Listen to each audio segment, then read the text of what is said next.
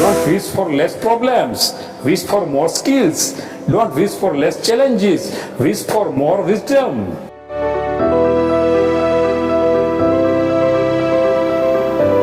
તમારા પ્રોફેશનલ ફિલ્ડમાં તમારો સ્કિલ ઇન્ડેક્સ કેટલો છે તે શોધવો પડશે. આ સીટ એ માત્ર કાગળ નહીં પરંતુ તમારા સ્ટ્રેસ મેનેજમેન્ટની, તમારા સેલ્ફ મેનેજમેન્ટની એક બ્લુ પ્રિન્ટ બની રહેશે.